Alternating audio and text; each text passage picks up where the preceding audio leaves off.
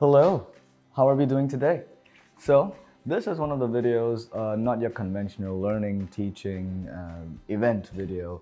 Today, we're actually sitting down with one of our students who has used Flexi Classes in the past for about 300 hours, if I'm not wrong. And today, he will share his account of the good, the bad, the ugly. So now, the next person you're gonna see is Remy. In 3, 2, 1.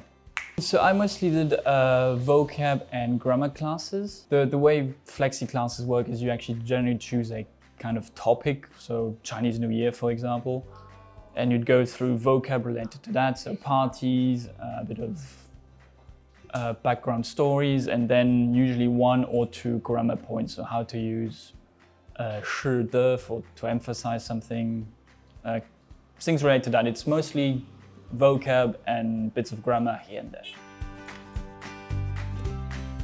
So I did about 200-ish hours, maybe a bit more. According to the Flexi class, you've got some kind of meter on there, which tells you what you did, and I went to close to HSK 3. That would be my guess, yeah.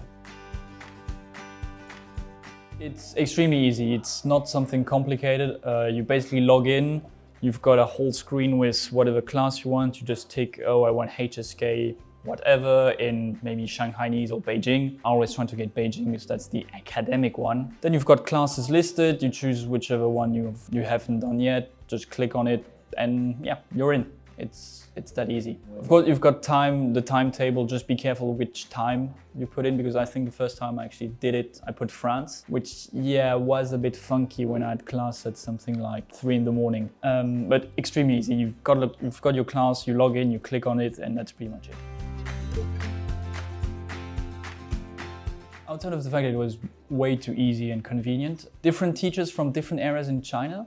So for example, sometimes I had a teacher which was from Dalian, then you had one from Xi'an, and then one from other Mandarin-speaking areas. And the funny thing is, sometimes you'd be on the same topics as doing sort of related topics with one or the other. And actually the way they interpret this is very different from, for example, the person in Dalian would say something this way or use that sentence in that specific context, whereas the person in Xi'an would just use it for whatever.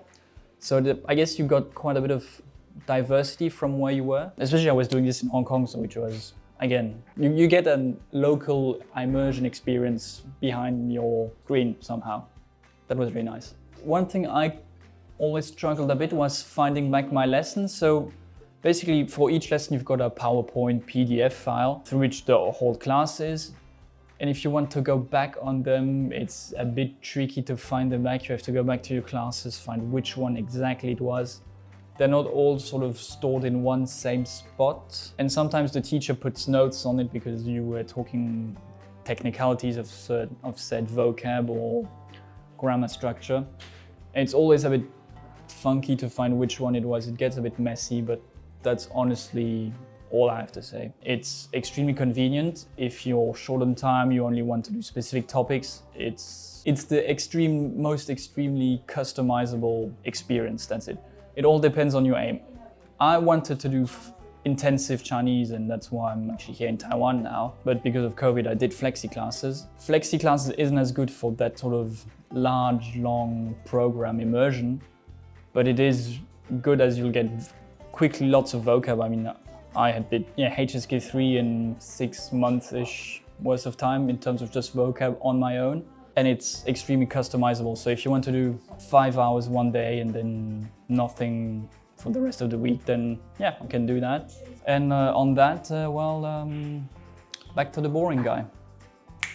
Well, I'm particularly not that boring, but well, we can't expect everyone to have a good taste.